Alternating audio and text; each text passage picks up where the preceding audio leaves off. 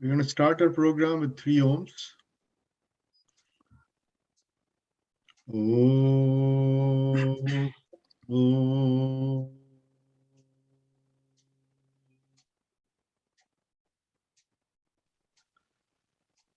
Om.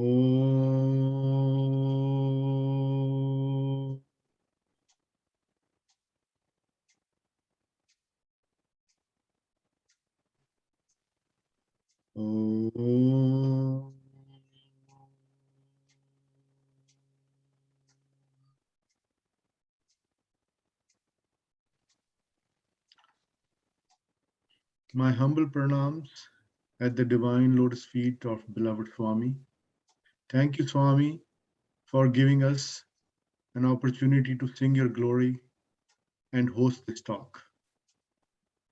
This is not possible without your blessings, Swami. We pray for your presence and seek the permission to start this program. Sairam all, welcome to this talk.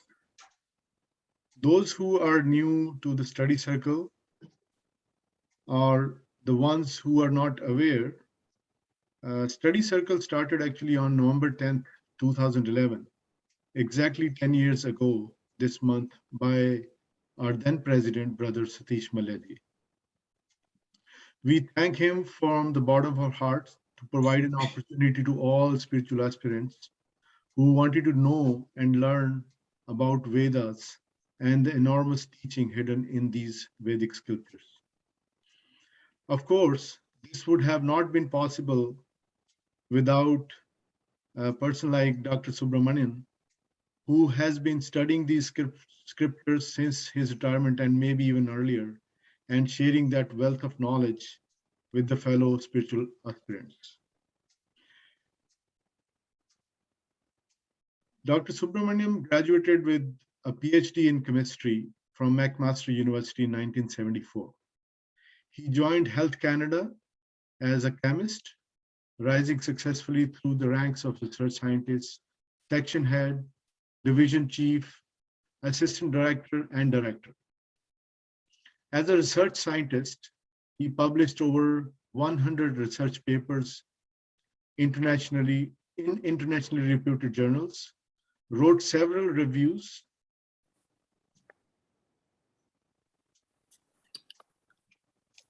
No sound. Internet problem for him. Ah, Okay, just one sec. Let me no finish. sound. Can you hear me now, Uncle? Yes, Yeah, I yes. can. Yeah. Okay. So I don't know where it got disconnected, but I'm going to start with introducing Dr. Subramanian again. So Dr. Subramanian graduated with PhD in chemistry from McMaster University in 1974. He joined Health Canada as a chemist, rising successfully through the ranks of research scientist, section head, division chief, assistant director, and director. As a research scientist, he published over 100 research papers in internationally reputed journals, wrote several reviews, wrote and edited books in the field of biological and environmental trace element research. He retired from service in 2003.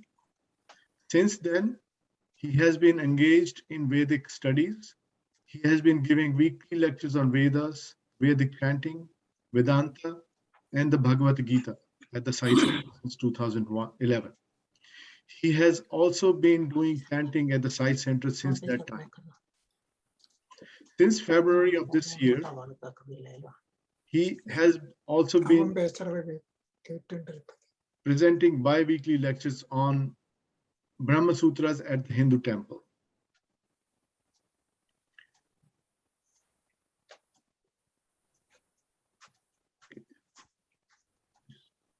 Uncle, just tell me if you guys can all see this slide.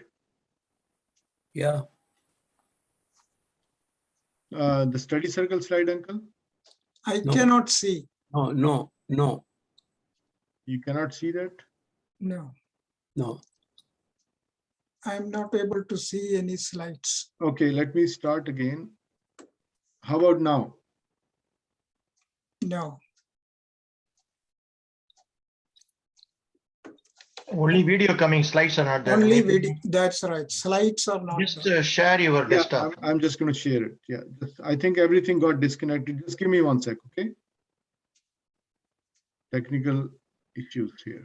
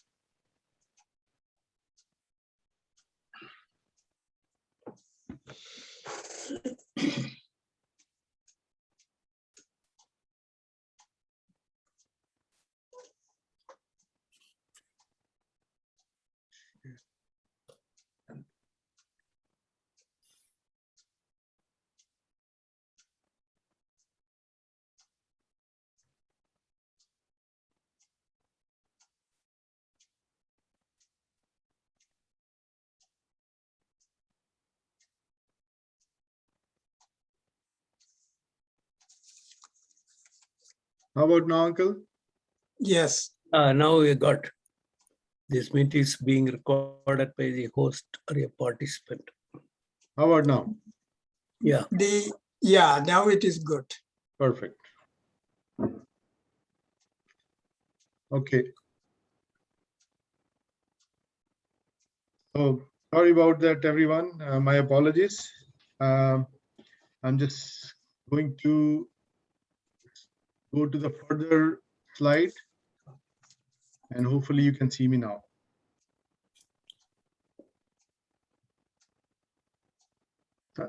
So the topic of today's talk by Dr. Subramanian is, who do you think you are? Some people claim factors related to their body determine their identity. Some others identify themselves with their mental faculty. Still others claim their identity lies in their intellectual domain. Dr. Subramanian will take devotees through an analysis of the body-mind-intellect system and will show the one's true identity is none of these physical entities. He will then tell us what our true identity is. This 1 hour presentation will be followed by a 30-minute question answer session and a 30-minute chanting session. And I humbly request, if you have a question, please raise your hand. And during this talk, for this whole talk, I would request everyone to mute their mics, please. Thank you. And Sairam, I'm going to hand it over to Uncle Subramanian. Oh, Gurur Brahma, Gurur Vishnu, Gurur Devo Maheshwaraha, Guru Sakshat Param Brahma Tasmai Shri Gurave Namaha. Sada Shiva Samarambam Shankaracharya Madhyamam Asmadacharya Paryantam Vande Guru Paramparam Sarvatabhyo Devatabhyo Namaha. Dhyaye Niramayam Vastu Sargastitilayadikam Nirgunam Nishkalam Nityam Manovacha Magocharam Sanatanam Param Brahma Paramanantamavayam Avahayami Jagatam Ishwaram Saishwaram Agachagatcha Bhagavan Devesha Saishwara Satchidananda Bhudesha Saishwara Namostute. Welcome everyone to this 10th anniversary lecture of the Veda study class on the eve of Bhagavan's auspicious 96th birthday celebration.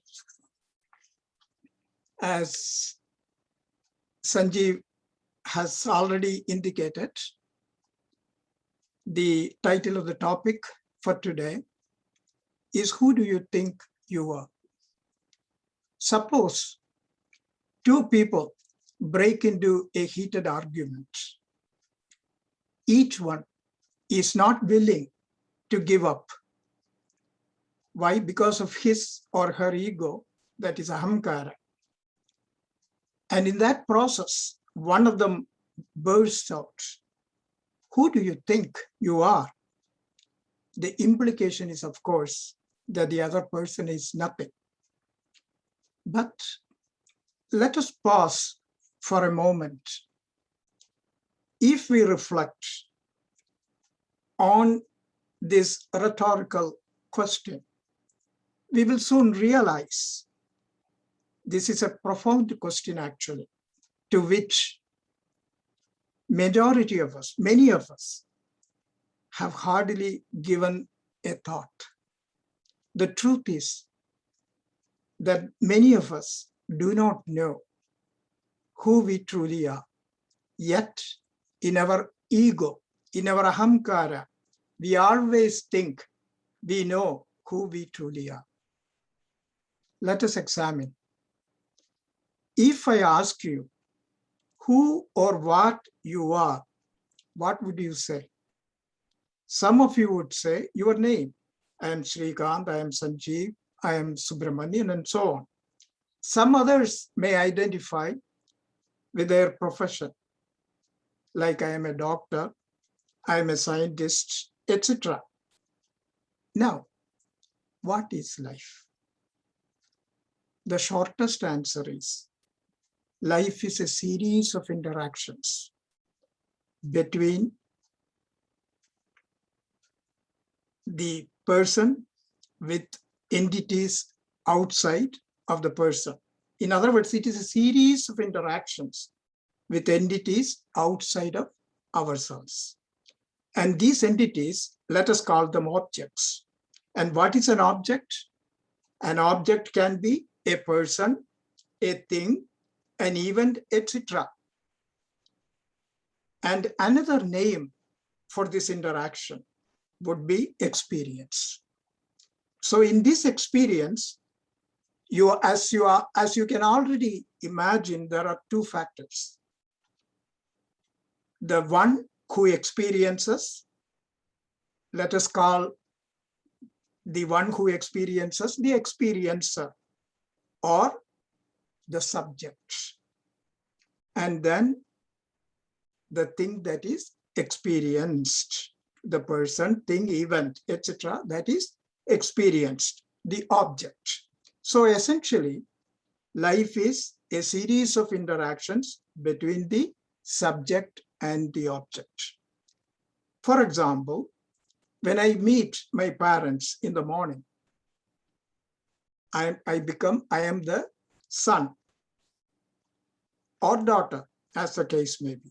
And when I meet my son, I become the father.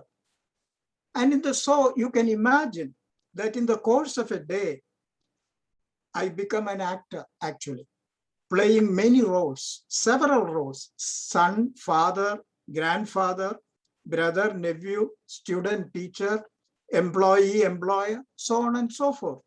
You can extend it.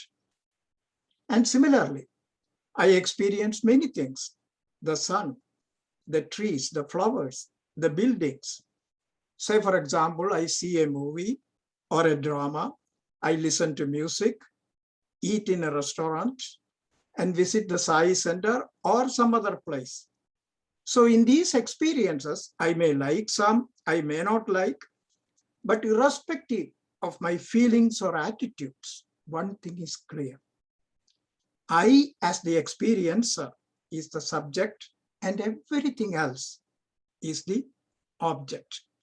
And as I said, thus life is an interaction between the subject, I, and the object, which is everything else outside of myself, external to myself, apart from myself.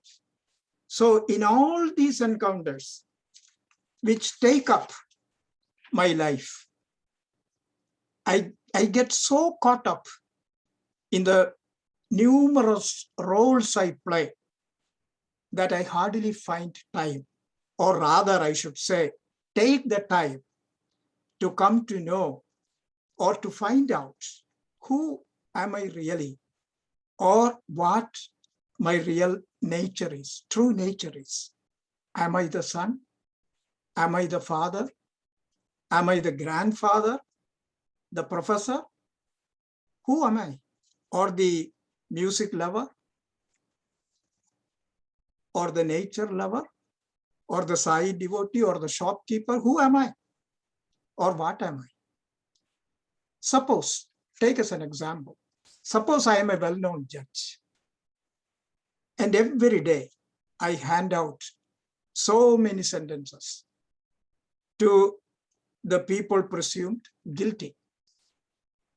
And I am addressed by everyone in the court as Your Honor, Your Honor. And I receive so much respect.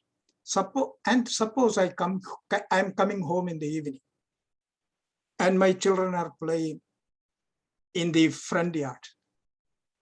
And when my young son sees me, he says, "Hey, Dad, how was your day today?" Or my eldest son may even tell, "What's up, old man?" And my wife, as soon as I enter my home, my wife is waiting. And she says, "Honey, we are out of milk. Before you change your dress, go and get some milk. Because if you want coffee, there is no other way." Suppose I tell my children and tell my wife, "You know, I don't like you are calling me honey and hey dad and old man. Hereafter, you should address me as Your Honor. Give me my respect." Supposing I caught up so much with the roles I play every day on the job, and then transform it into off the job, what will happen? So in this instance, for example, my wife and children would become very unhappy. They would think something is wrong with me. I have gone mad or something. And my wife will even take the phone and call the doctor. So I create so much unhappiness and confusion and a host of other problems for everyone in the family, including myself. And this is the situation actually with many of us. Many of us in our life identify completely with the roles we play primarily, and we forget who we truly are. This happens because of our ego brought on by our unawareness. I don't want to use the word ignorance. I would say avidya, unawareness, and misunderstanding of who we truly are. What is the solution to ensure a well-balanced, happy life? The answer is each of us must learn to get to know ourselves, who we truly are. There is no choice. There is no choice in this. You don't have a choice. We need to make a paradigm shift to get to know ourselves by a deliberate inward search into our own self. That is to say, a subject-subject interaction as opposed to the subject-object interaction to which we are so much accustomed in our daily life. How do we do this? How do we do this? How do we make this paradigm shift? How do we gain the true knowledge about ourselves? Now, think of it. Knowledge can be gained in two ways. One way of gaining knowledge is of something I do not know. For example, let us say I do not know Sanskrit language. So what will I do? I can learn the language and gain the knowledge of it with the help of a good teacher, good books, and the appropriate study and learning, taking the time and effort over a period of time. There is a second type of knowledge, and that is simply regaining the knowledge that has already been gained, that you have already gained.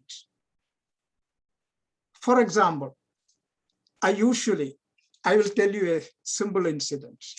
For example, I usually hang my car key on the peg in the closet. And one day,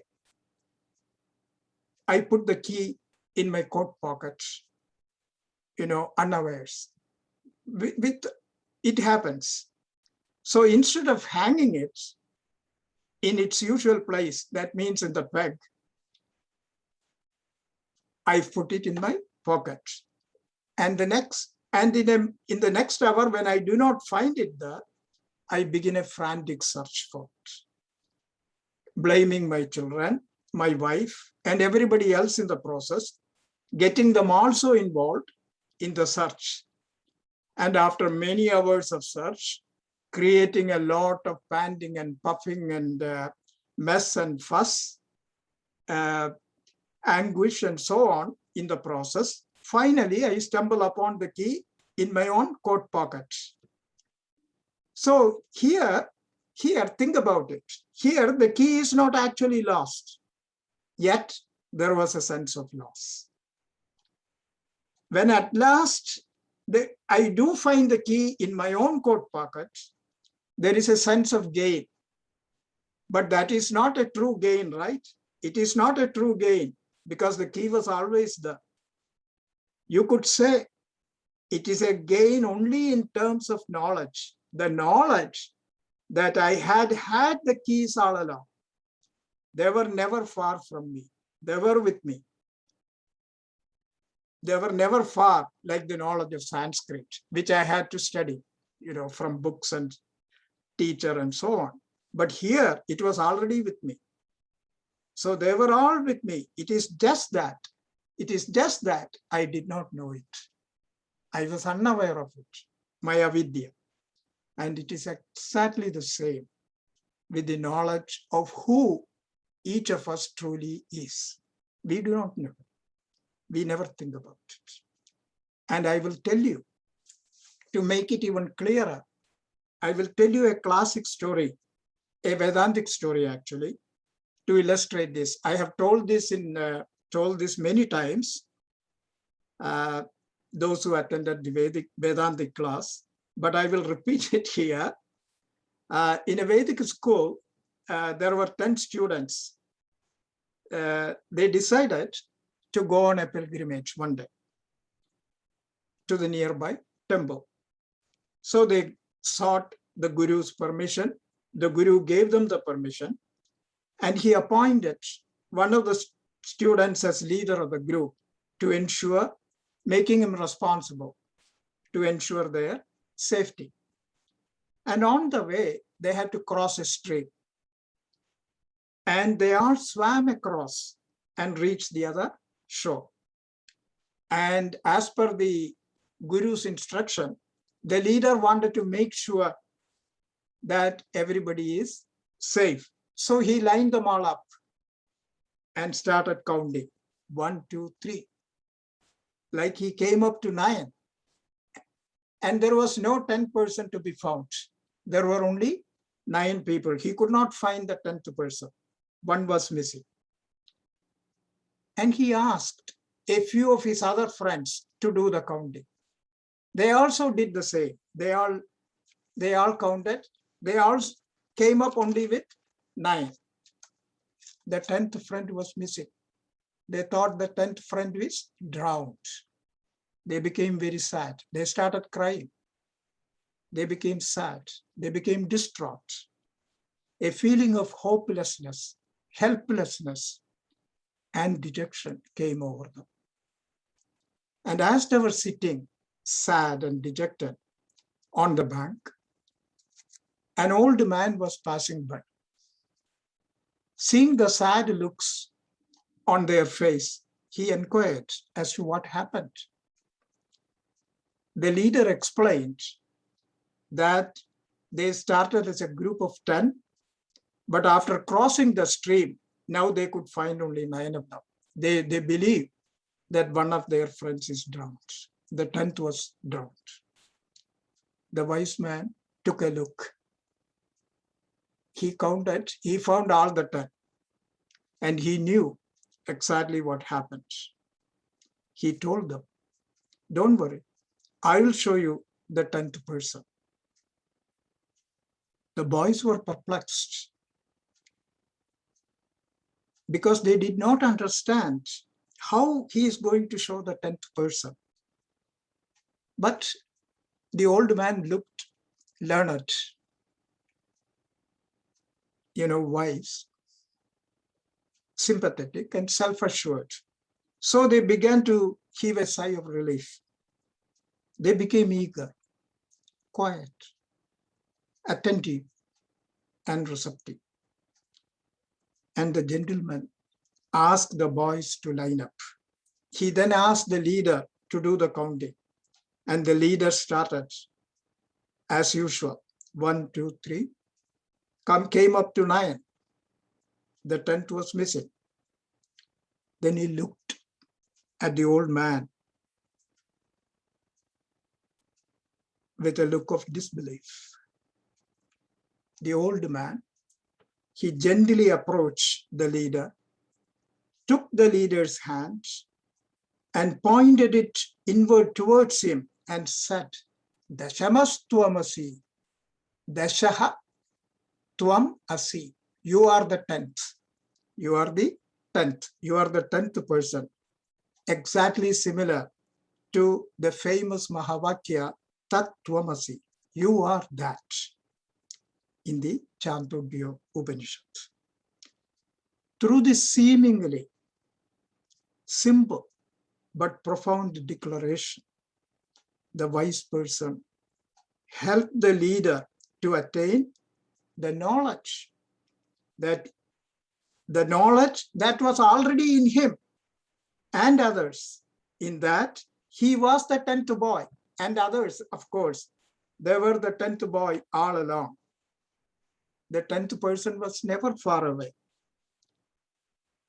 because he did not have to go on a long journey or climb the Everest or even go to heaven, just like the young Nachiketas in Katha Upanishad to find this.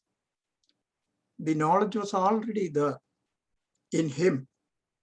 It was just that he was unaware of it. The wise person opened his eyes and everybody's eyes to this unawareness and helped dispel this unawareness and error. So the question is, where was in fact this 10th person all along? We now know he is not drowned, nor has he absconded, gone somewhere. So where else he could be? Where else he could be? In reality, he was always searching for himself. But in his unawareness, he was searching for someone else. He was always searching for himself, but he did not know that. And in his unawareness, he was searching for someone else out there, external to himself. Because the 9 people were out there, so the 10th person has to be out there. He didn't think it was him. So you all know that if he is looking for the 10th person, he will never find. It will lead him nowhere in this outward search.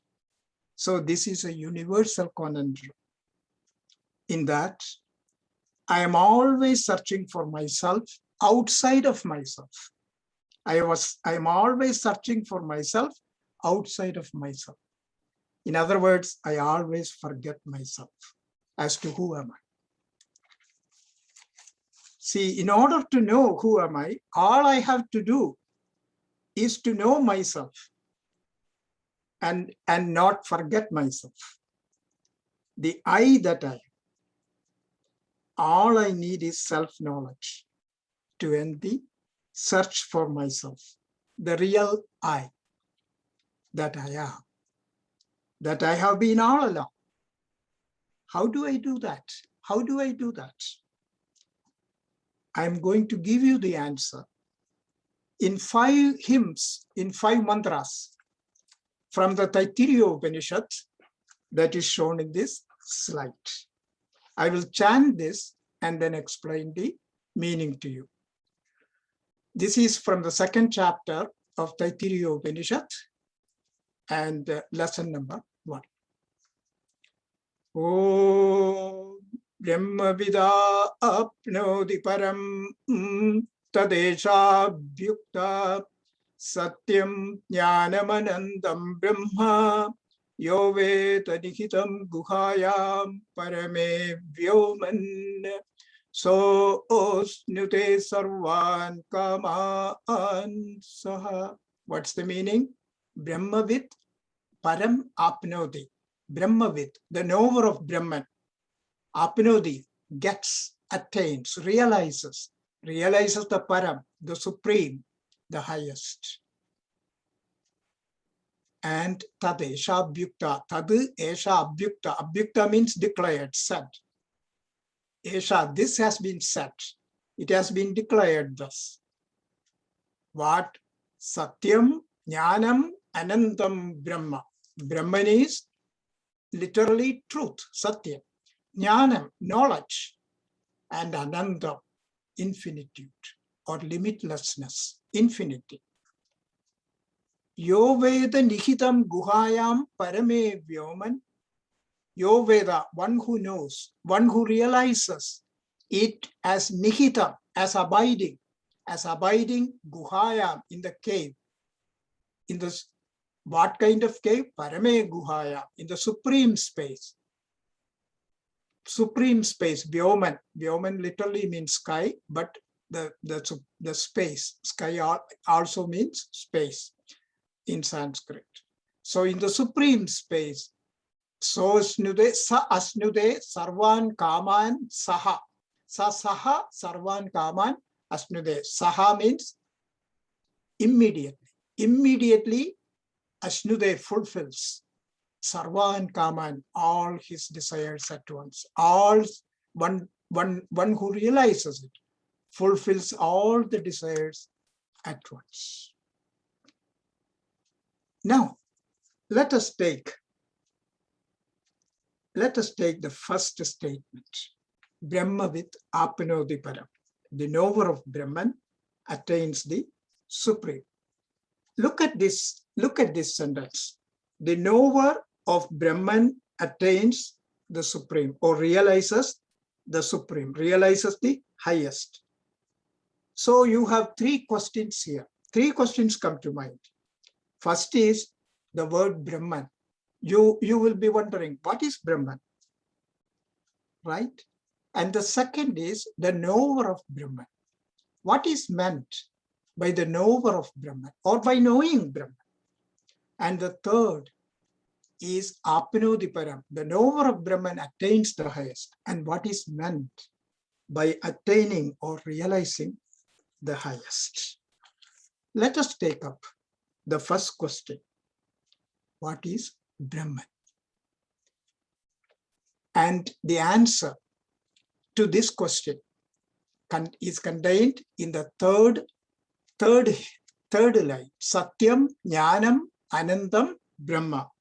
So what is Brahman? Brahman is truth, knowledge, and infinity or limitlessness. What do you understand from these 3 terms? If I say simply Satyam Jnanam Anandam, that is truth, knowledge, and infinity is Brahman. What does that mean? What does that mean? Take Ananda. Let us take Ananda. For example, Ananda in Sanskrit is na plus andam.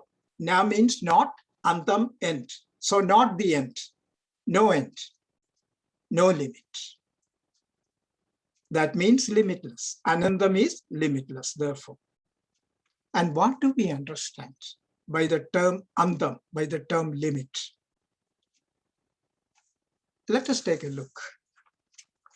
Let us take a look around us, for example. What do we see when we look into the world outside us? What do we see? We see generally space. I'm not referring to outer space, by the way, the space on the earth, the place. Another word would be place. And another common thing we see is time, because the day and night, we all know. So that is dependent on time. So we see space, we see time. Then when we look around, we see a lot of things, objects. So limitation must be in these three. Let us take up space, for example. Suppose you decide to drive to the Sai Center. Now, prior to sitting in the car, you are limited to your home, right? You are confined to your home. You are in the home. You are neither in the car, nor in the center, nor in the Sai Center. Once you leave the car, once you leave your home and sit in the car, you are neither in your home nor in the Sai Center. You are in the car. Now, even in the car, you are limited to a specific seat. Your place is limited to a specific seat. Now, supposing you reach the Sai Center, you get out of the car. What happens? You are neither in your house, nor in the car, nor in the Sai Center. Where are you? You are in the parking lot. You are limited to the parking lot. What do all these things suggest? What do these tell us? They tell us that if you are in one place, you are not in any other place. That means if you are here, you are not there. You are not anywhere else. So everything, that means everything in space has a limitation, be it your house, the car, the Sai Center, the street, the city, the country, etc. You can expand upon it. But no, it may get broader and broader and broader, but there is a limit. See, North America is not Asia. There is a boundary. So there is always a limit. But what about Brahman? Brahman, we see, is Anandam, Satyam, Jnanam, Anandam. Brahman has no limit. Brahman is limitless. What does that suggest? Brahman is everywhere. Brahman is everywhere. Brahman is all-pervasive, omnipresent. Brahman doesn't have to run or walk or move. See, Brahman is everywhere. Only we have to run and move. So Brahman is everywhere, all-pervasive or omnipresent, sarvavyapi. There is no place where Brahman is not there. Now let us take a look at time. In this world, as you all know, everything and everyone has a beginning and an end.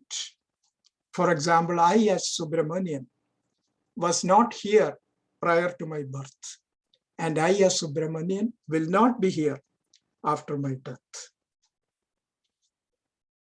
It is true of everyone.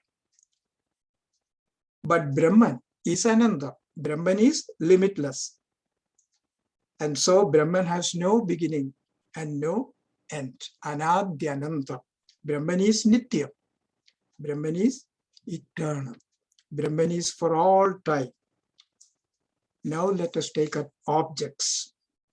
Everything, when you look at objects, everything has a definite name, definite identity, let us say, in terms of name, form, and attributes. It's not anything else, it is specific. For example, Subramanian is not Srikant or Sanjeev, right? Simply put, A is not B, B is not C.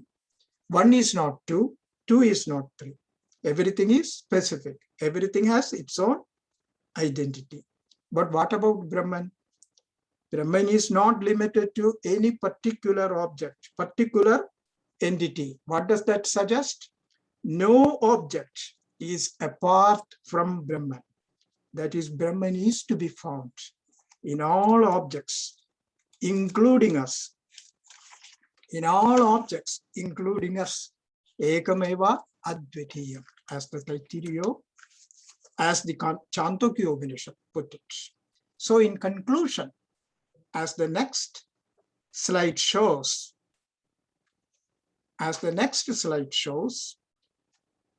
Brahman is, yes. Oh, this and the next one, these were the three questions. What is Brahman? This is what we have been discussing. And we will get to know the second question and third question in a short while. The next one, please. The next, yes, Anandam. So in conclusion, what is Anandam? Anandam, limitless or infinity, is all-pervasive. Brahman is everywhere, sarvavyapi, plus nitya. Brahman is for all time, eternal, it is ancient. And Brahman is to be found in everyone and in everything. We are all Brahman. We are all Brahman. That's our life center. That's what drives our life. It is, so it means nothing is apart, means it is Ekam. And no second entity is apart from Brahman. That means Advitiya. It is one and Advitiya, non-dual. So that's what. So we come to the conclusion. Ananda means all-pervasive, eternal, and one and non-dual. So what does it tell me? What does it tell me about Brahman? If this is true, then Brahman is everywhere, all the time, and in all things, And I should be, and it should be present in everyone and everything. So in short, that tells us you and I and everyone else is Brahman for all the time, in all the places. There is no need to go on a long journey or wait post-mortem in heaven to get to know Brahman. We are already that. The sad fact is we are not aware of this truth. That's why we have all the problems. And talking about truth now, we saw that Brahman is Sathya. Brahman is Sathya. What does Sathya mean? It literally, it means truth or reality. And what is meant by truth? Look around you. Look around your house, for example. There is, in your house, there is man, there is woman, there is light, there is chair, all kinds of things. Are all these Brahman? You all will immediately say no. Each has its own, because each has its own identity, right? Each is specific, as we just talked. The man is definitely not woman, and woman is definitely not the chair, and the chair is definitely not the light, and vice versa. Each is specific. And again, as you know, each is limited by space and time. Everything occupies a certain space. But Brahman is Satyam and Ananda. So what does that mean? There must be a common factor. If it is Satyam, there must be a common factor underlying each of these entities that we are just talking. The man, woman, the light, the chair. What is the common factor? See, when you say man is in the room, the woman is in the room, the chair is in the room, the light is in the room. What is the common factor? The easiness. The easiness is the common factor. And what is this easiness? It is existence. The easiness is existence. The verb is literally means exist, existence. The chair exists. the chair is in the room means the chair exists in the room. That's what it means. For example, water is a good example. So in other words, when you experience an object, I should say, what is happening? You are experiencing the object along with its existence. Because if the object doesn't exist, there is no experience. Say your friend, whom you see every day, and you greet. Suppose that person disappears. What happens? The person is gone. So the person, if the person doesn't exist, there is no experience. So when you experience anything, there is the underlying factor of existence. And that existence is the Sathya, is the truth. Water is a very good example.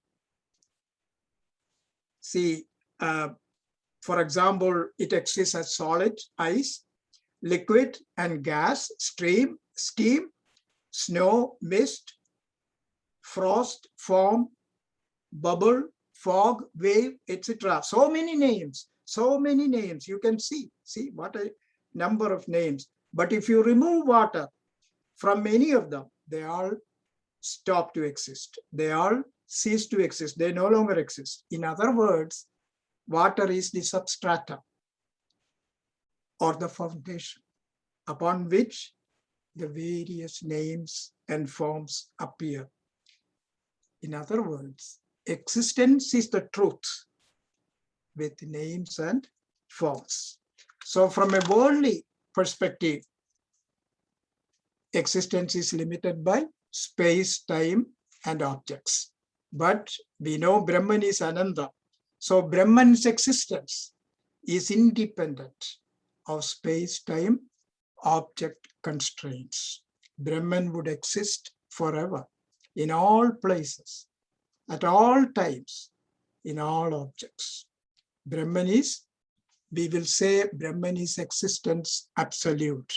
That is the truth. That is Satyam. That is the Satyam. And this existence, Satyam, is known as Sat in Sanskrit. Everything, including us, is nothing but waves in that infinite ocean of existence, which is Brahman. That is our life center. Only because Brahman is there within us that we are all existing. Otherwise, we will not be here. So Brahman's existence alone is our own existence and the existence of this world.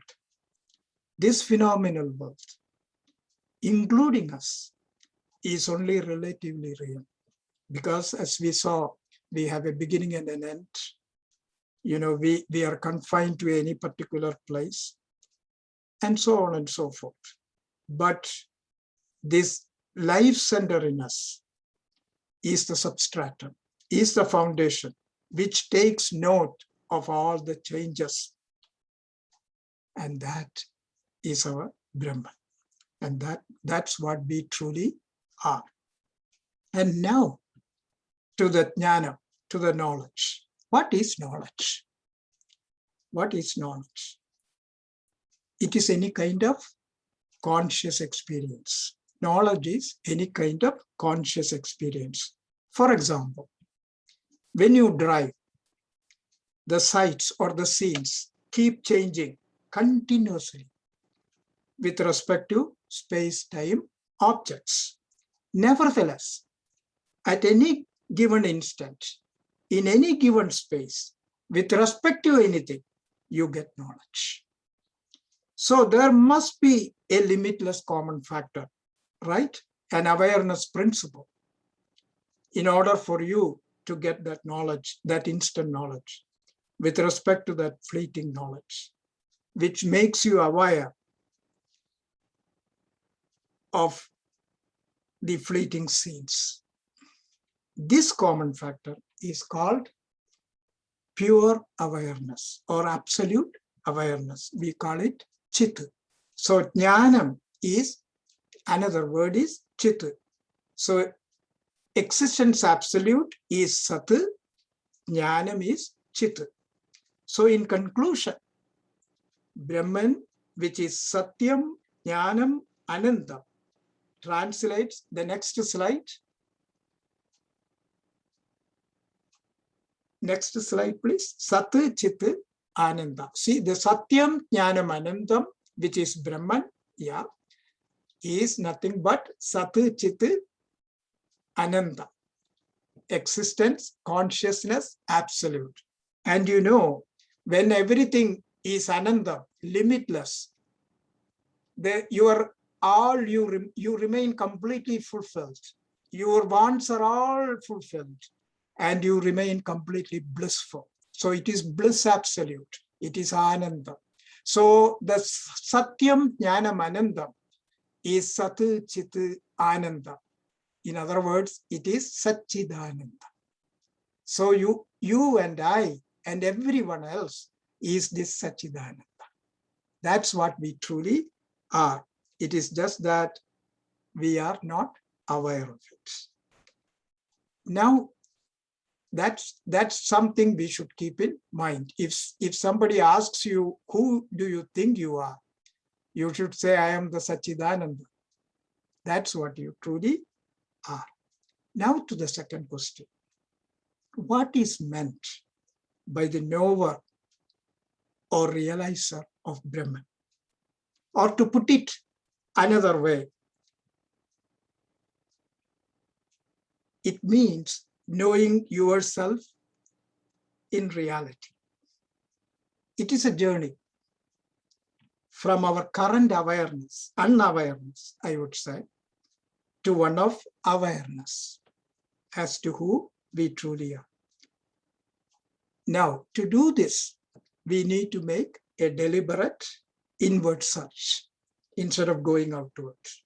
So we need to make an inward search into ourselves, a subject-subject interaction, as opposed to going outwards, an external search. That means a subject-object interaction. So we should get rid of the subject-object interaction and get to a subject-subject interaction. In other words, who am I? Think about ourselves. So how do we do this? How do we do this? The answer is contained in the fourth hymn that we saw earlier, Yove the Nihitam Guhayam Parame Vyoman. Know that Brahman you are seeking. That means the I you are seeking. The true you is lodged in the sacred space of the cave.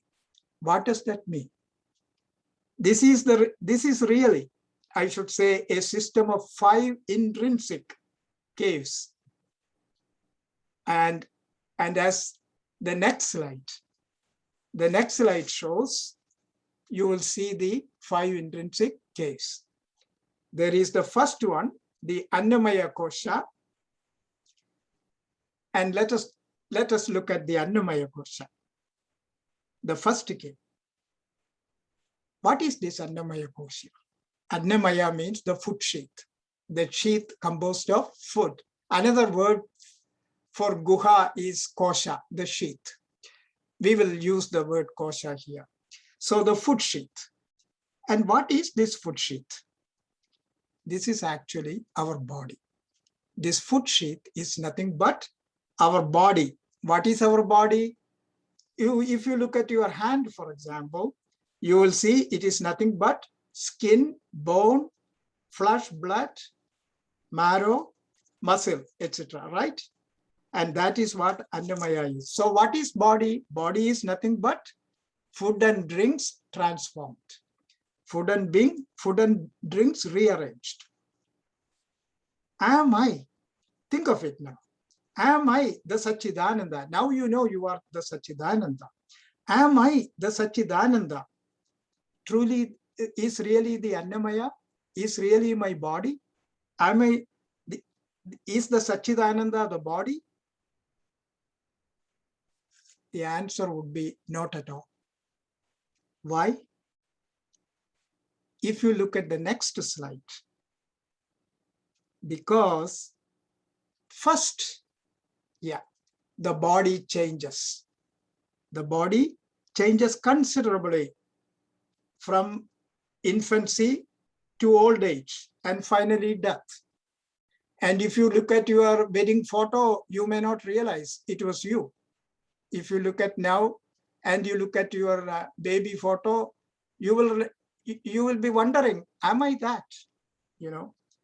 So how much change has come? The hair has gone, the tooth has gone, so much wrinkle in the face, and we try to look young, nityam.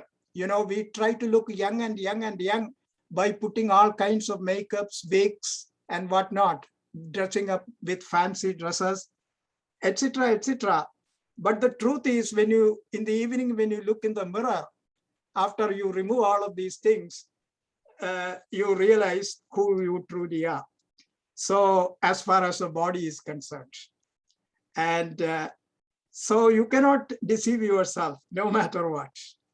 So much change has come, you know, so much change. But the real Satchidananda never changes. See, the I, the Satchidananda remain the same. And an Advaita Vedantist put it beautifully. He said, you know, I was playing once on the lap of my grandfather as a baby. And the same I is now playing with my grandson on my lap.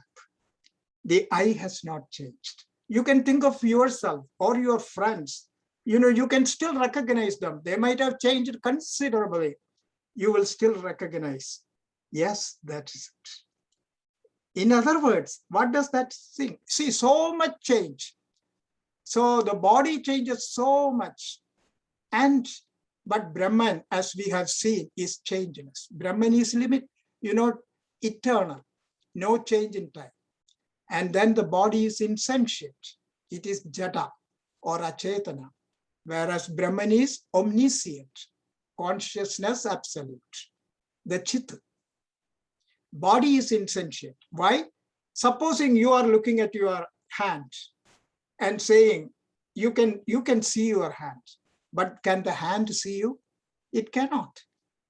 It cannot. The hand doesn't see you. So the body is insentient. It happens when a person dies. You know, the body, the hand, everything is there, but it doesn't recognize anybody, anything, anywhere anymore. So in spite of all the changes, I remain the same. I as the Satchidananda. Then again, the body has many, many parts. You all know that. It has feet, it has hands, it has all the eyes, ears, and so on and so forth. So many, many parts. But as we have already known, the Satchidananda is Ekam. It is just one. And as we have seen, the body is seen. I can see my body, but the body cannot see me. See? And similarly, the body has a reason. Already I said, the body is made of food and drinks. Whereas I am Swaprakasha, I am causeless as a Satchidananda. I am in fact the first cause. I am the cause of everything, the cause of everything in this world. And I am the causeless cause. See, that's the difference. So and there are so many other differences, but I'm stopping here. And that is, so you know for sure that you are not the body. Okay, I'm not the body. Then I take the second one from the previous slide, the pranamaya, the diagram. The pranamaya kosha. That's right, the pranamaya kosha. Am I the pranamaya kosha? It is subtler than the annamaya.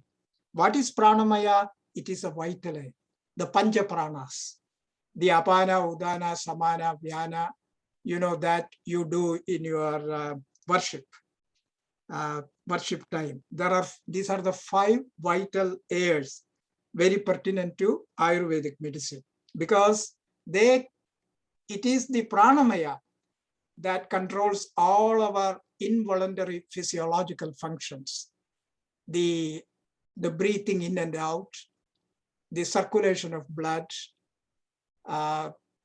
the digestive process, the evacuation, the reproduction, and even our movements. You know, our hands and legs and everything move because of the pranamaya. That is what giving the energy. For lifting my hands, it is the pranamaya that gives the energy. So am I this pranamaya? Think about it. Exactly in the same way as the body, it is not. Because in the pranamaya, I should say, our experience of hunger, thirst, health, disease, feeling energetic, tired, all is part of the pranamaya. But am I this pranamaya? Think of it. It changes considerably. When I run, I breathe faster. And when I am tired or when I get old, I breathe slow. And when I am near death, my breath almost stops. So I am not the pranamaya. And similarly, all of the, pranamaya is insentient and so on and so forth. If you think about it, you can come out with all the same reasons as in the case of the body. So it is clear, I cannot be the pranamaya. So am I the manomaya, the mind? Am I the mind, the mental faculty? It is subtler. It is subtler than the pranamaya and the annamaya. Think about it.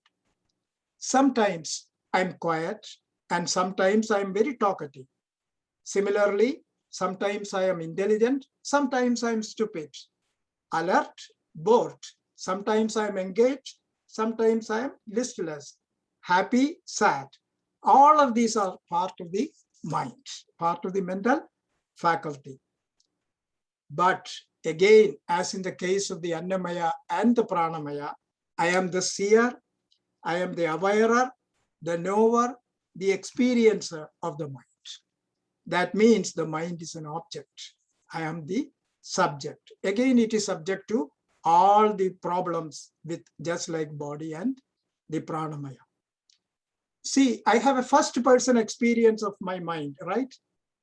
But the mind can never tell me, hey, you are not talking to me. The mind never tells me, hey, you are not talking to me, or you did not answer my question of 2 plus 2.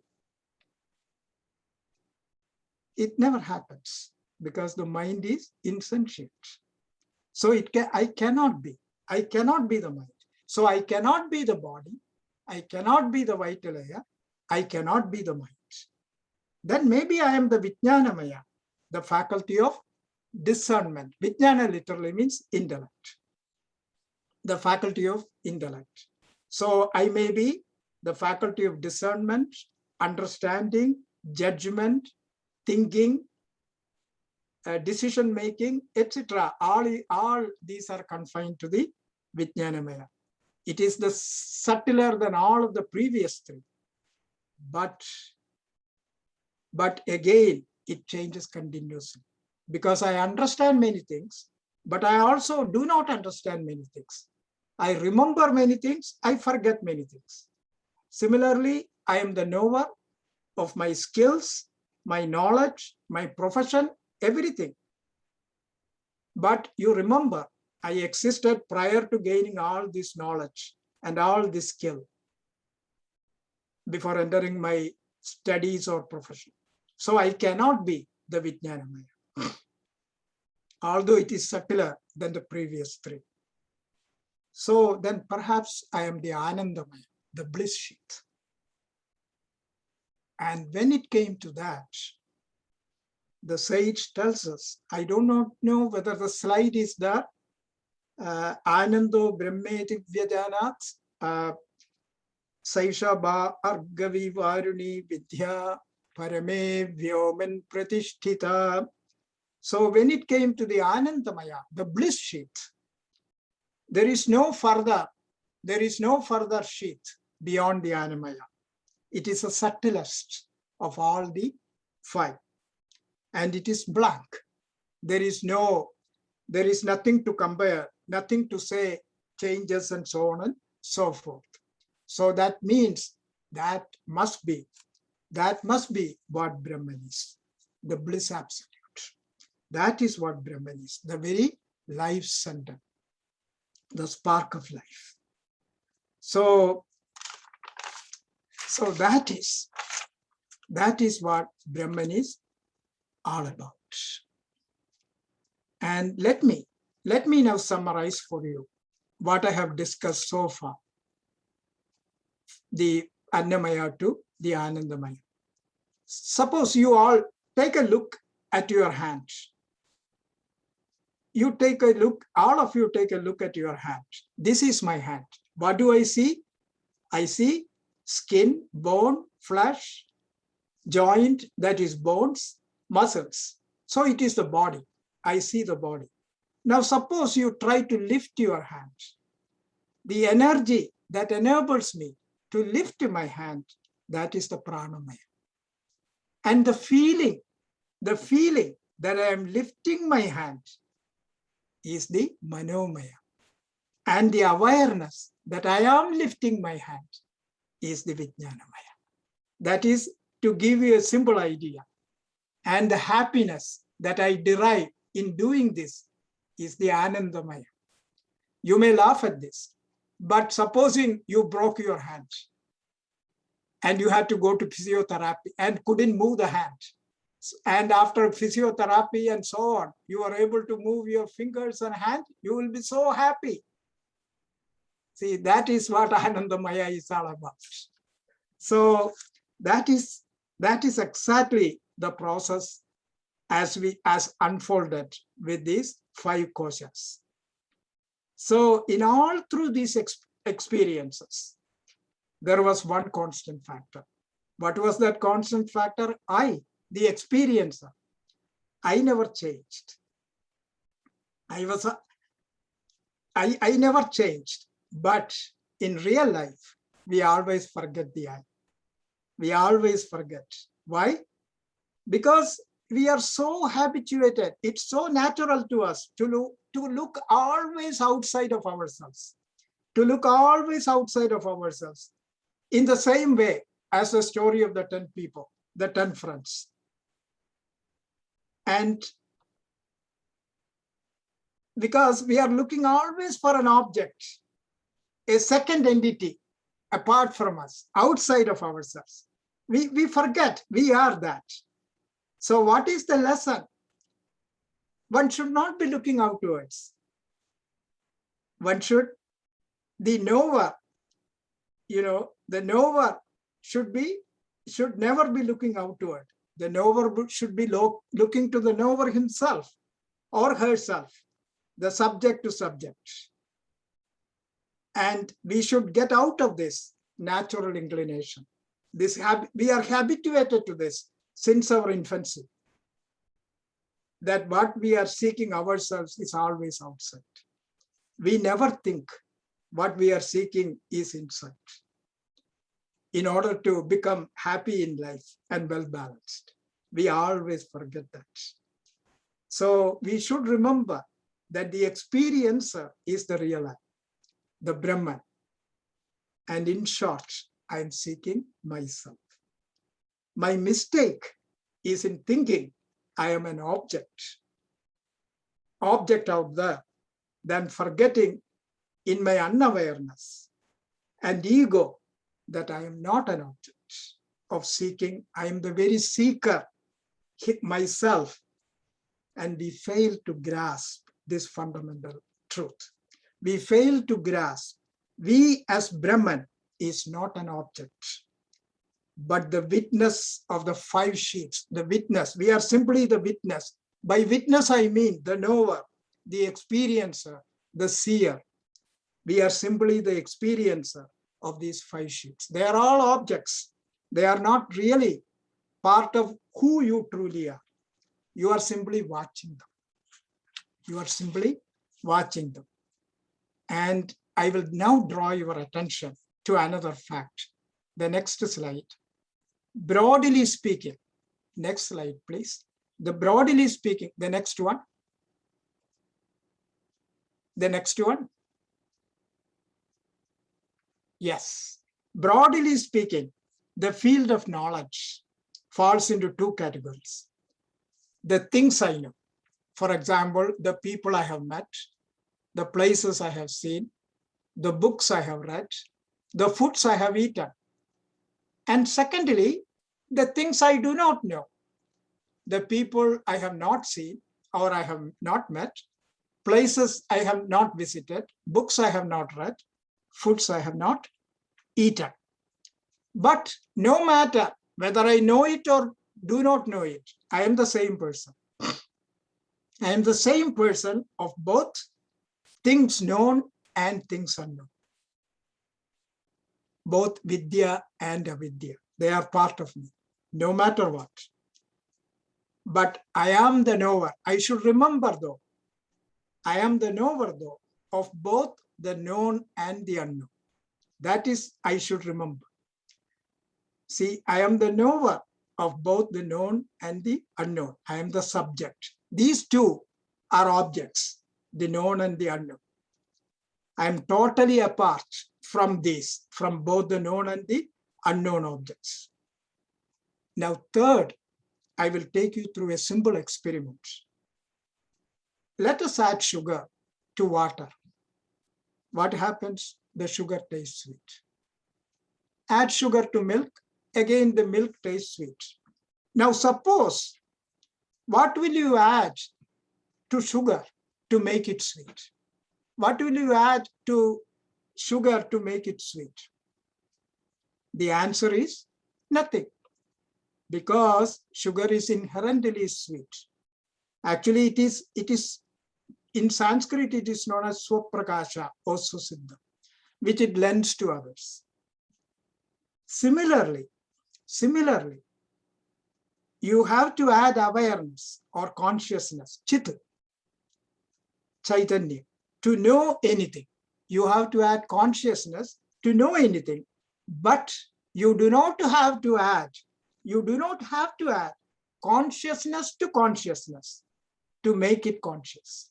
In other words, you do not have to become conscious of consciousness, because the consciousness absolute is swaprakasha. It is inherent. It is self-revealing, self-illuminating. In every act of knowledge, it is revealed. And in the process of revealing, it reveals itself. In short, there is no need to add consciousness in order to know the knower. For example, how do you know you have eyes? You cannot definitely see your eyes yourself, right? But you know you have them. How do you know that? Because you know you have eyes by the act of seeing anything, which is proof beyond doubt. So this self-illumined consciousness, which lends consciousness to the five koshas, is the true I. Because this Satchidananda is lending consciousness to the I. And because of that, you are able to see. And because of that, you are able to know you have eyes. So thus I, the Satchidananda, the Brahman, is the consciousness absolute, is the true I. Finally, the fact of your existence or my existence doesn't need any proof. Suppose I cry out loud, I do not have a tongue. Say, I do not have a tongue. All of you immediately know I am lying. How can I say I don't have a tongue if I don't exist? As we already discussed in the beginning, I'm telling a lie here. So I'm denying, by that saying, I'm denying my own existence.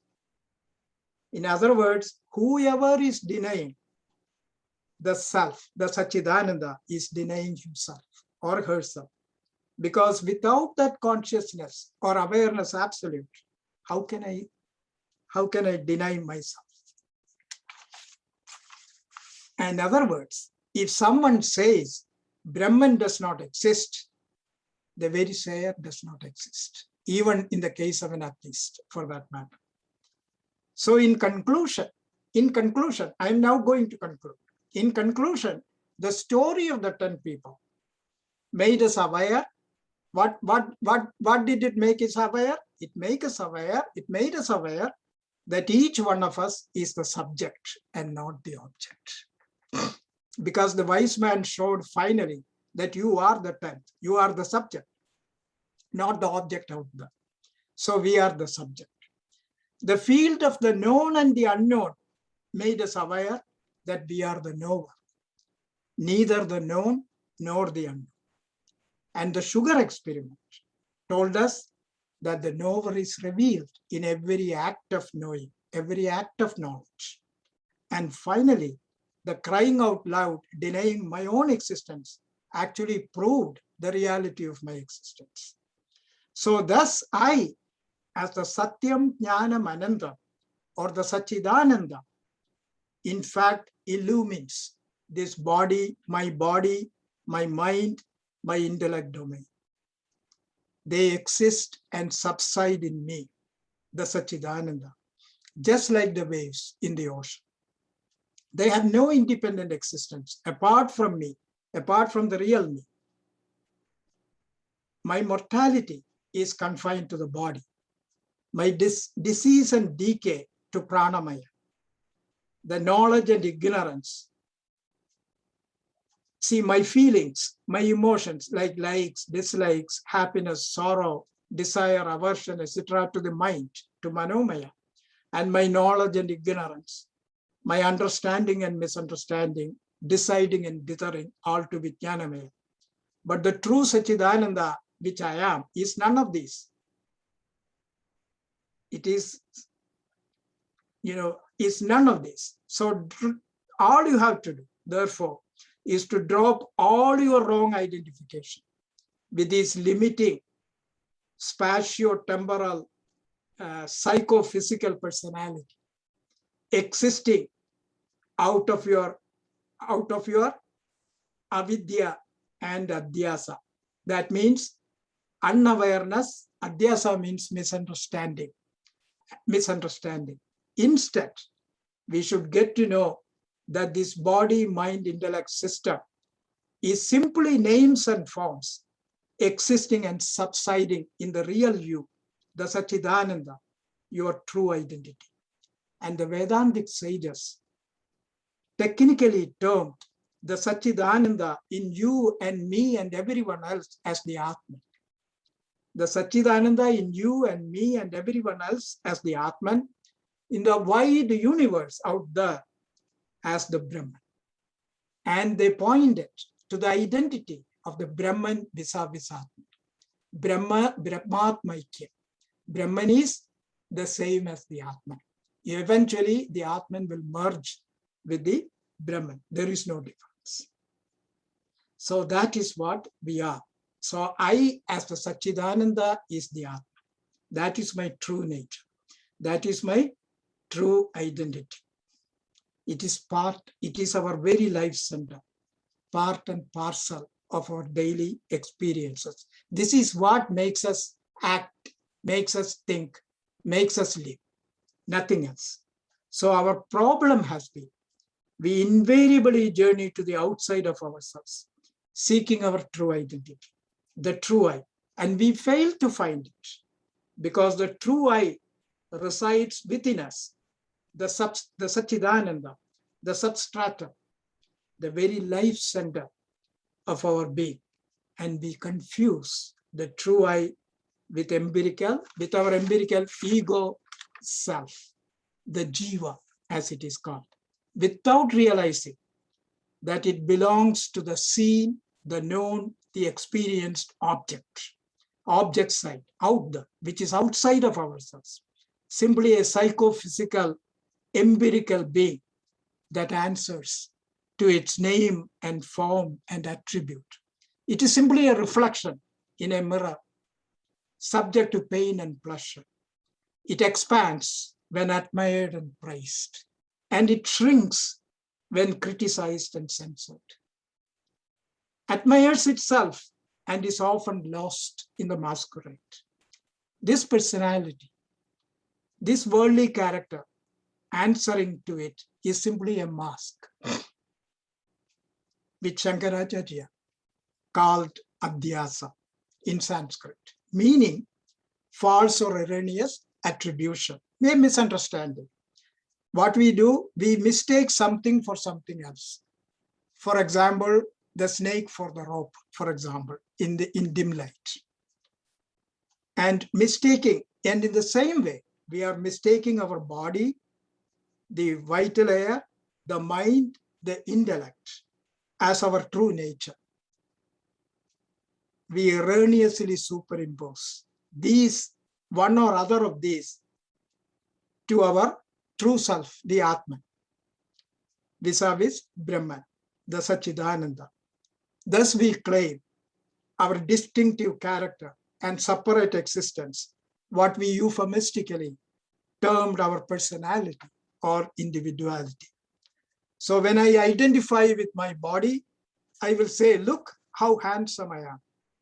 I am tall. Similarly, when I say identify with my pranamaya, I say, I can hold my breath underwater for a very long time. Can you do that? And or I will say I'm very healthy. I'm very energetic.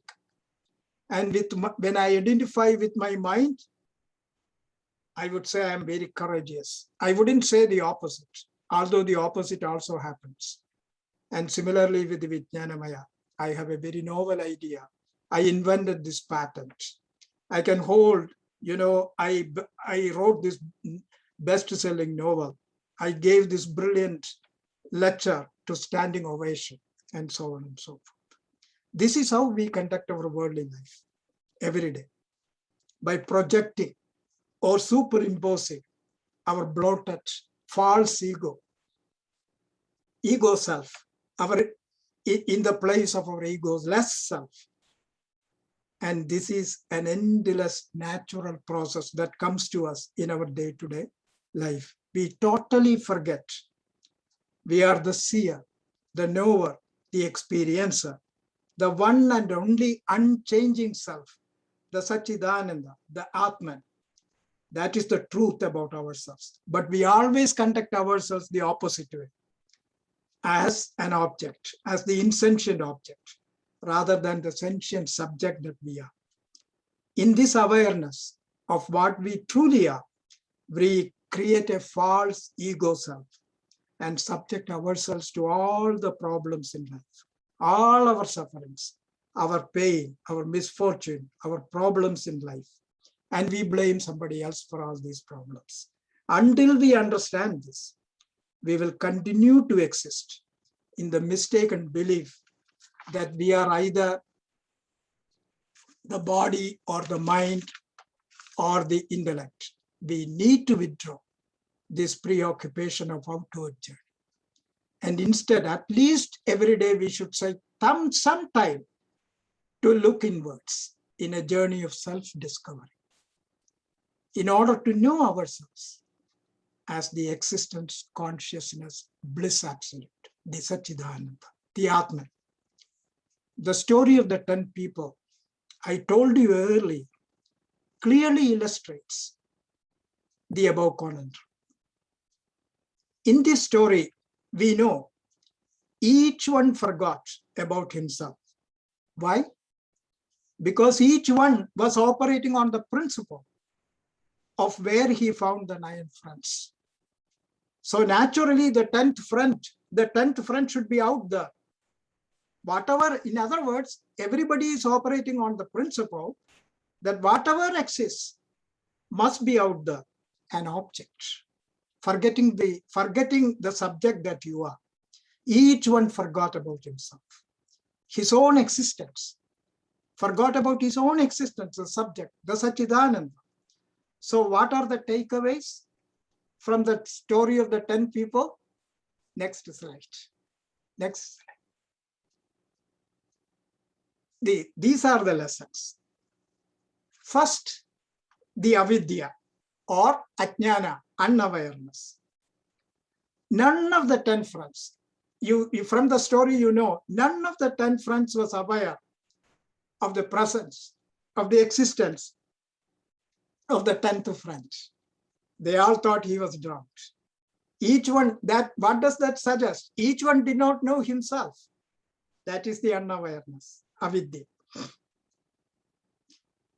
Each one did not himself as being the Atman, his true nature. He forgot his own existence. And that is what is known as avidya or Ajnana. And second, not knowing the presence of the 10th friend, each one committed the error. What was the error? Into thinking that he is one or other of the body, mind, or intellect apparatus as an object. Everybody thought of himself as an object instead of the subject that he truly is. And that is adhyasa, superimposition. Another word is superimposition. In other words, you superimpose either your body or mind or intellect on your Sachidananda and claim, yes, that is what I am. So it is the wrong attribution.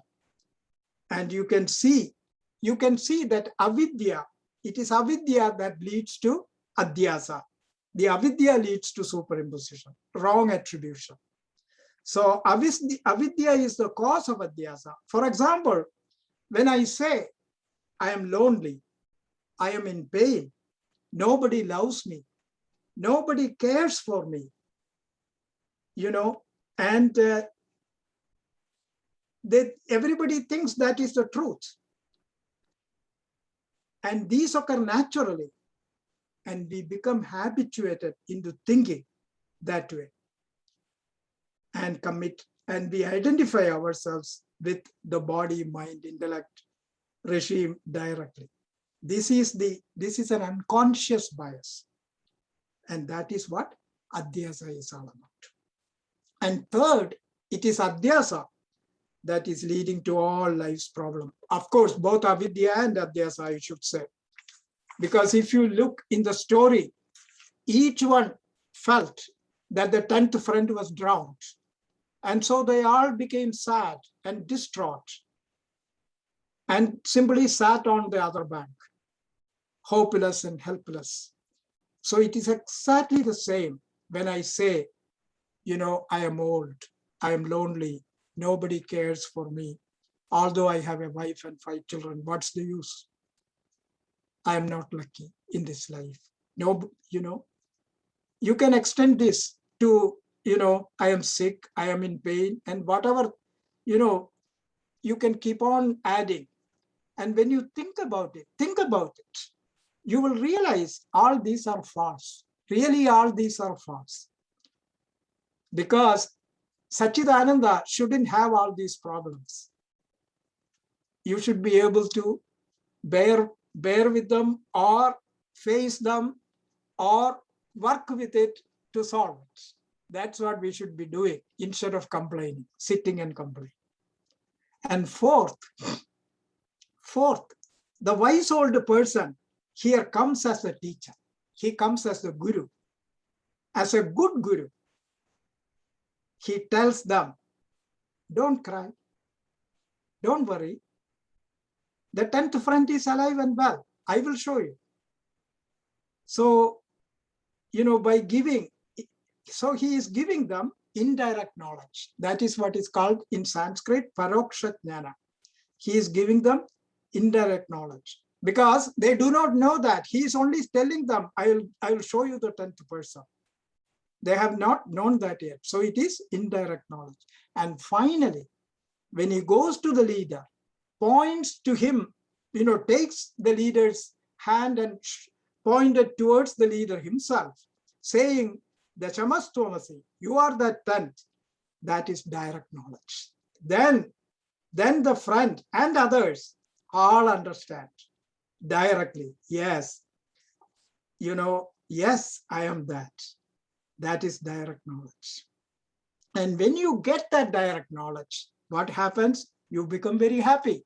All your problems are solved. Intuitively you grasp. You are that awareness.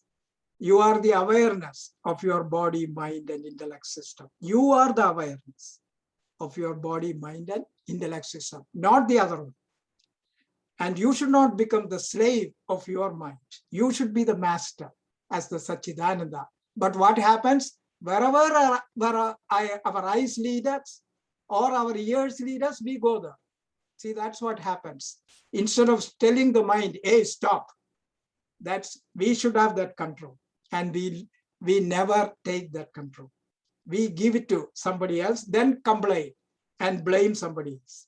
Now you understand that all the problems of body, mind, and intellect belong to them, not to you, not to you as the Satchidananda. You are simply the witness of all of that. Of course, I'm not saying the problems are not there. The problems are there. They need to be taken care of. They need to be treated. They need to be solved. That's what I'm saying. But it is the understanding that is required. It is the understanding that is required. Then you will not be afraid. You will take action. You will not simply sit and blame others and say all these things. You will take action yourself. In other words, you should not be expecting anything from anybody. That's the point. As the Satchidananda, there is no need to expect. So that is what is important. So what is required is that understanding that is required. In other words, what belongs to the body, the pranamaya, the manomaya, and the intellect is not reality, is not the real you. That understanding is absolutely necessary in order to be happy in life and successful. And finally, once the 10th friend was found, they all stopped crying, right? They all stopped crying. They all became joyous, happy. That is the Anandamaya, the blissful. The blissfulness come. And that is Brahman. The Satchidananda is always blissful. So the sorrow was gone, replaced by happiness and a secure sense of fulfillment. Nothing is lacking. So what is the adhyasa in the story? It is the 10th person. The adhyasa was the 10th person missing, because each one misunderstood what or who he truly is. And the adhyasa disappeared when the 10th person was found, because each one became enlightened. Each one realized he is the subject, not the object. He is the Satchidananda, the Atman, not the missing person. So the question is, how can I manifest? That means give expression to my true nature, the Satchidananda, the Atman, while still living in this world. What should I do? I should first of all ask myself, what is worthwhile in this life? What is worthwhile in this life? And what can I let go? The answer should be, what should be the answer? I should let go all the things that I cannot carry into the eternal life. No accumulating all kinds of things in the world. Possession, this, buy that, possess this, possess that. That kind of tendency, you have to reflect. And that should be the golden yardstick by which I should measure my values in life. And thus establish my rules of do's and don'ts.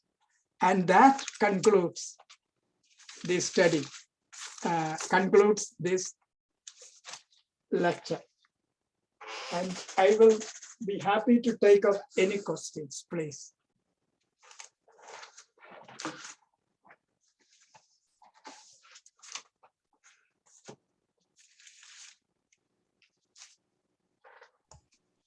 Thank you, If Uncle. there are, yeah. Hi, Ram, and thank you very much for this is something like, we all listen to it all the time, like, during meditation or, and every guru talks about that, if you're looking for God, if you're looking for, you just always look inside, not outside, right? But the way you explained it is really beautiful, really, really beautiful. Thank you so much, for imparting that knowledge to all of us. I'm sure like everybody probably enjoyed that. And I'm going to open this forum for the questions. If anybody has any question, please unmute and they can ask a question to Uncle, and he'll be more than happy to, answer those. Okay, Sanjeev, I have a comment to make. This is Krishna Jetty. Yes, Krishna ji. Oh, I have been following Dr. Subramanian Garu for many years, on and off from Montreal. And now I'm living in Ottawa. It is really an honor to know him. And I hope he will have his mortal frame many years so that we all can unmask us avidya and adhyasa, so we can all be enlightened.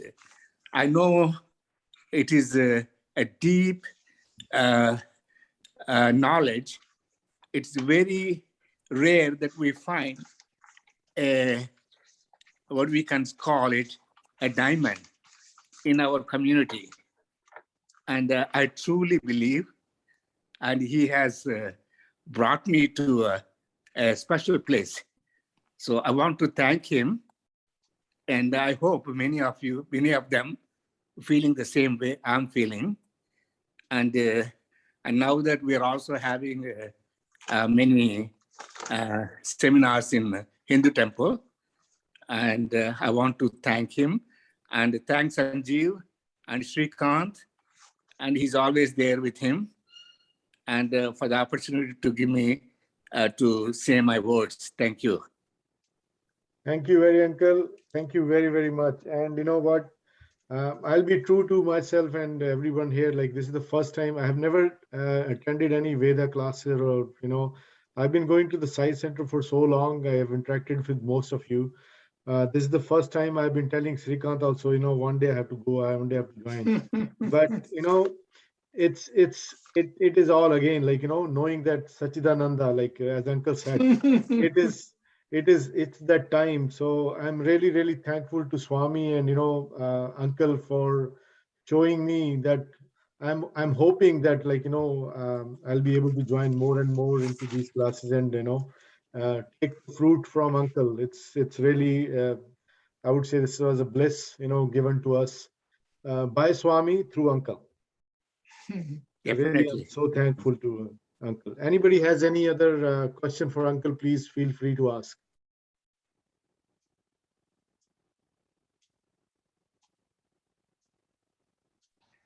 Sairam sir, I'm Yes. Srikant here. Yes.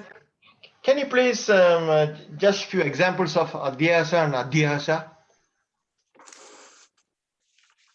Adhyasa is superimposing something else on something. For example, as I said, one example, good example, is the rope and the snake. That is the celebrated Shankaracharya himself provided that example in his Adhyasa description. For example, in dim light, when you can barely see, say something is falling, something on the ground. Actually, a rope had fallen in the ground. But in the dim light, as you are coming in a hurry, you think it is a snake. You think it is a snake, and you are so afraid, and you make a big cry. Please help! Please help! There is a snake here! There is a snake here! And you try to run away, and then somebody else comes, running with a torchlight, with a flashlight, and he flashes the light on there, and there you see the rope and not the snake. And suddenly you come rushing back, very happy, and that is adhyasa. See, you in your mistaken belief attributed the snake onto the rope, or in other words, you superimposed the snake on the rope. And when you saw the reality, the real truth, the real rope over there, suddenly your adhyasa disappeared. You became very happy. Just as I told you about the story of the 10 people. And another example would be the ghost and the post. again, in the dim light, when you walk, there is a post of light, in a light post. And you would think there is a ghost standing there. And it happens to me, not only even in daylight for that matter. Sometimes I think in shadow, oh, somebody is standing there, And when I go there, it is just like some of the road signs or something, the stop sign had fallen, so the dark post is remaining there. And it seems to me like a ghost or some person standing there, And when you go there and understand, so first there is that avidya. As I explained in this story, the avidya causes the adhyasa. Because of your avidya, you think somebody is standing there and you are superimposing. Then in your own imagination, you are thinking this and that. You are superimposing something that you know, to something else. It is often what you know is what you superimpose. Because you know both.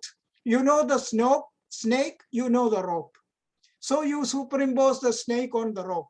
If you haven't seen the snake, you will superimpose something else onto the rope. So this is what is adhyasa is. Got it? Thank you very much, sir. Appreciate it. Thank you very much. It's beautiful, yes. Uncle, I have a question. Yes. I think not only me, a lot of people, they are challenged with this question. We all talk about looking inward, the true reality resides inside, not outside. And I also know that, without the guru, it is very difficult to find that inward reality, right? Yeah, it's more difficult. Yeah. So, in simple words, how you can explain, what should be the true path? If somebody has to go that route, to seek that inner reality. Yes. The first thing is we saw that in the description that it is our body, mind, intellect. They are the culprits, right? They are the ones which are driving us outward. So what should we do? We should control, right? We should control the body, mind, and intellect apparatus. So in order to control that, we should discipline ourselves. What is needed is a discipline. We should discipline ourselves. And what is called sadhana chatushtaya, that is 4 ways of disciplining. First is called viveka. That is the ability to discern what is right from what is wrong. That is viveka, the ability to discriminate. Although discriminate is a word I don't very much like because of the negative connotation. That is why I use the word discernment. But viveka, you will get to know. That is wisdom. Yeah, the wisdom to know what is right, what is wrong. That is the first. Second is vairagya. That is a kind of detachment, indifference. Like if you see, say suppose, controlling your desires. That is what it is all about, controlling your desires. Suppose I see the Rolls Royce. Yeah, I want to buy it. My friends all have it, so I should have it too. Or a palatial mansion. My friend invited me for dinner. I went to his house. It was such a immaculate mansion, so beautiful, outside and inside. And I became desirous of having it, having such a home, or even a bigger home, for that matter. So what happens? I get that desire. So the desire leads me to action to get the result. If I don't get the result, I become unhappy. So I act even more, harder, forgetting my family, forgetting everyone, making everybody miserable, because this becomes my sole aim. I must get that house. Then I enter into all kinds of crooked things right? Positively or hook or by crook, I should get that house. So I engage in fraudulent activities, all kinds of things. So this is what happens. So that is vairagya. That means controlling that type of situation. And then what is called shatka sampattihi. There are 6 types of control, you know, controlling the mind, controlling the senses, our 5 senses, the eyes, ears, nose,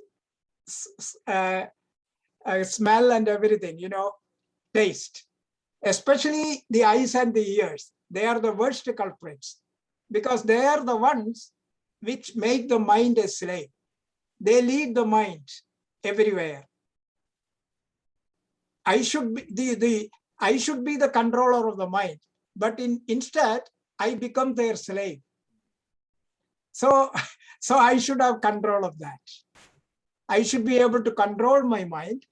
I should be able to control the senses, and I should be able to maintain them in that respect. And then I should have what is called titiksha, the ability to bear pain and pleasure at the same time. You know, all the negatives in life, I should be able to,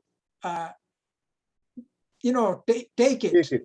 Take it. Yeah, like bear it. Sahana Shakti, Yes. it is called. Yeah. That I should have that, the ability to withstand.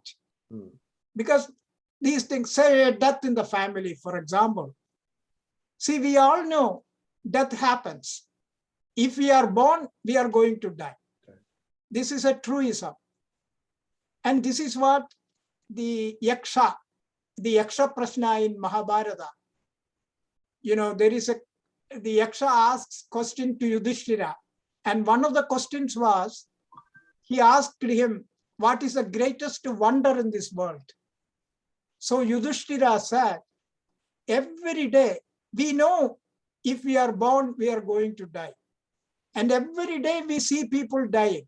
Either we read or we hear, and you open the news, you will, every day you will hear some death, some kind of thing. And yet, none of us want to die. None of us want to die. You see, if we want to remain as young as possible, this is why we are the Satchidananda. The thing is, you know, in this world, there is nothing permanent, right? Happiness is always mingled with sorrow. Everything has 2 sides. Happiness always mingled with sorrow. Success always mingled with failure in this world. But in our mind, we always seek permanency. We want to be happy all the time. We want to hold on to that good job all the time, the plum job all the time. We want to hold on to that house all the time, especially if it is a good house. You know, we seek permanency in everything in our life, and it doesn't happen. But the sages felt that there is something inherent in us to wish for that. And it is that inherent thing that is the Satchidananda. So in order for that, we need this discipline from going externally because the Satchidananda is here, not out there. So it is simply that we need to reflect once in a while or every day a few moments about this Satchidananda within us. You know, a kind of dhyana, a kind of reflection. And then finally, as you said, Shraddha, the faith, the trust in the Guru and in the scripture. Whoever is the Guru, you know, and that is what is Shraddha. Because when you think about life is always, you know, feelings and emotions.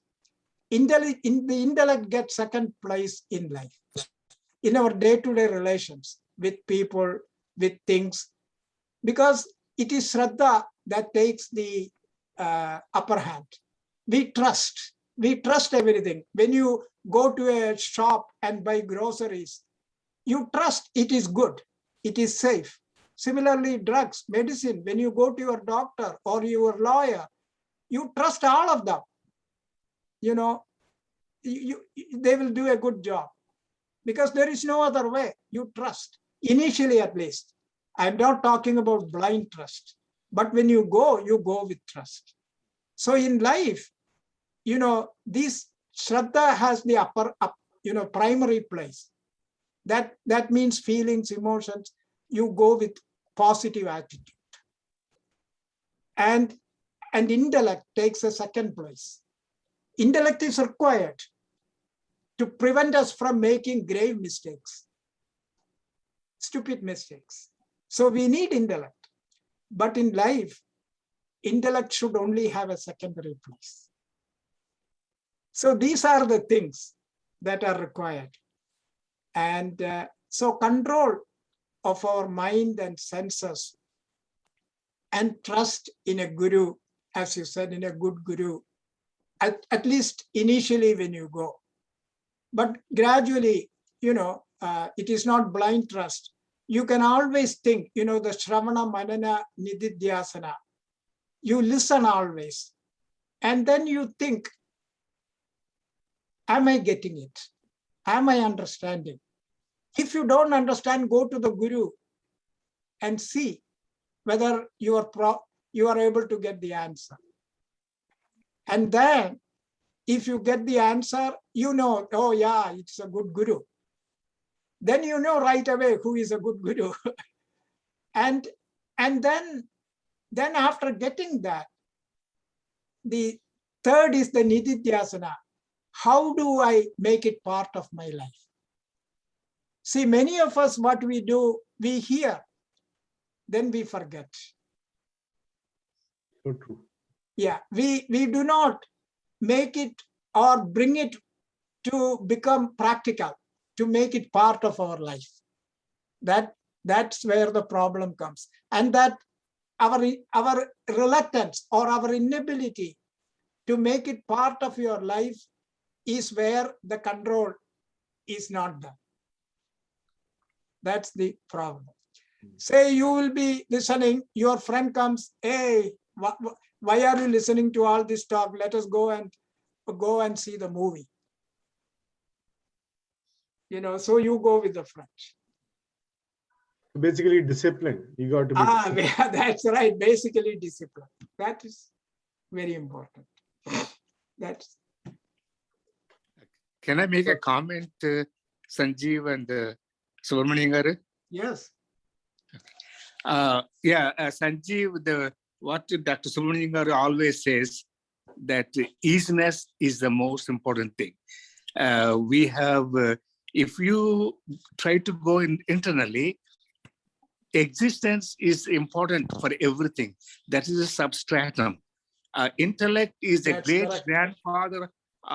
Intellect is a great grandfather. Great grandfather is Brahma. So that is Satchidananda. So with intellect, we are always working with it. Our discrimination is so corrupted, it is so conditioned, so we cannot see the right and wrong. Right. The knowledge is the only one is to bring us up. Not just knowledge, the right knowledge. Like Dr. Subramanian said, right guru, you know how to get this knowledge. And then this is the only savior for us to remove this mask, which is adhyasa, to see the real, our true nature. That is where probably one day we can able to realize in this Janma. That's all I can say. Perfect. Thank you so much, Uncle. Thank you. So when we say knowledge in these talks, it means knowledge about ourselves. Not about, we are not talking about scientific knowledge or about the external world. The knowledge. Yeah, and the thing is, as I said, you already know this.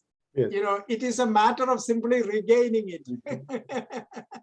And reassuring every time. Reassuring, yeah. You don't have to make a hard search, you know, take all the time and effort to study hard or anything. You just have to get to know yourself. And in order to do that, just discipline yourself. Yeah, and it will happen. It sounds so simple, Uncle, but like, as you said, like even those one statement, like the way you explained that one, the first slide where you had that from that one of the scriptures you had that phrase there. So the way you explained that whole thing, it took you like almost, I would say, 35-40 minutes to explain the whole context behind it. Same way, this one small thing which you said, like, you talked about so many things, even just to like say, for example, the practice, say practice like truth or practice love, that itself is like, oh my God, I don't think I will be able to do this in one janama. I don't know how many janamas I have to take to practice just one thing, right? Correct. It's so difficult, and it is like, you encounter it every time you in your life, day in, day out. So, but again, yes, as you said, it's a discipline. You have to keep reiterating every time. Tell That's yourself, right. no, come out, come out, come out. Correct. One day it will happen. Yes. That's why our ancients are always positive. That's why they use the concept of moksha. Yeah. They never talk like, let your soul rest in peace. They never say that. Yeah. Let your jiva, let your soul attain moksha. Moksha. It's not attaining peace. It is attaining moksha. So it gets freed from this worldly.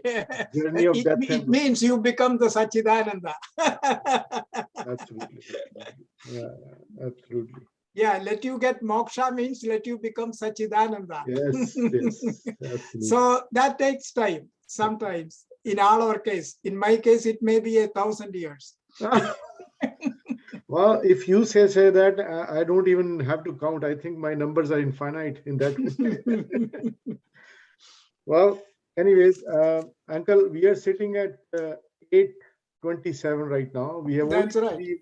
we have only 3 minutes for this talk, which we. So I will stop with final prayers, maybe. Yes, Uncle. Please, if anybody has no 3 question. minutes. Yeah. Yeah. I'll simply then close it with final prayer. I had some chantings, but we will close it with final prayer. Okay, Uncle, go ahead, please. Yeah. Om Visarga Bindu Matrani Padapadakshara cha Nyunani Chatirikhtani Kshamasva Saishwara Aparada Sahasrani Kriyante Harnishammaya Tani Sarvani Medeva Kshamasva Saishwara Kayena Vacha Manasendriyaiva Buddhyatmana va Prakrite Swabhavat Karomi yadyat sakalam parasmai Saishwarayeti samarpayami.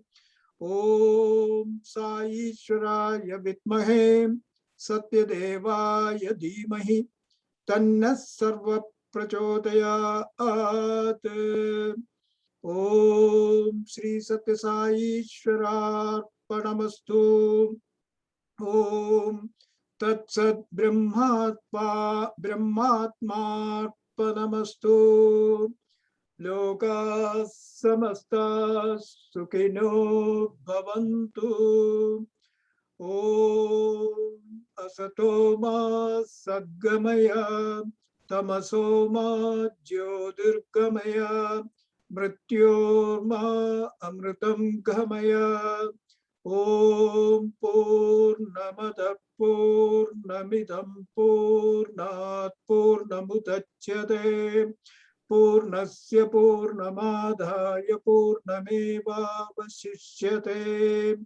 Om Shantir Bhavatu. Om Bhadram Bhavatu. Om Anandamastu. Om Shivamastu. Om Siddhirastu. Om Riddhirastu. Om Ayogyamastu. Om Ayushyamastu. Loka samasta sukhino bhavantu.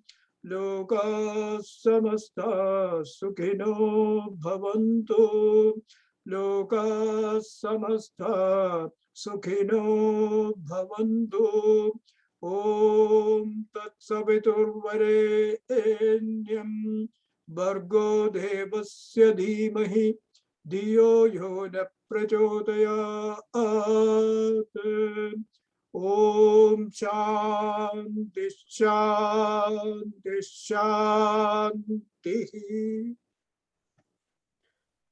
My humble thanks to Uncle for imparting this knowledge to all of us, and just a little step ahead in our journeys to liberate ourselves from this, as the uncle said, of Janmas coming in, going out, or birth and life, birth and death.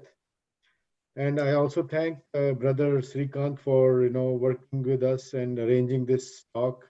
There's a lot of back and forth, a lot of things which goes behind the scene to make it to work. And at the most, not least, but our humble thanks to Swami, for arranging all this and making it a success. Thank you, everyone. Yes, Sai Ram. Yeah, Thank you very much, all. Thank you very much. Appreciate. my Thank you, thanks to Sanjeev. my Sairam. thanks to Srikant also. Thank you. Sairam. Thank you, Sairam. Subramanian garu. Sairam. Thank you, Sairam. Sairam. Namaskar. Namaskar. Namaskar. Dhanyavad. Sarvesham dhanyavadah. Dhanyavad sarvesha. Namaste. Namaste. Thank you.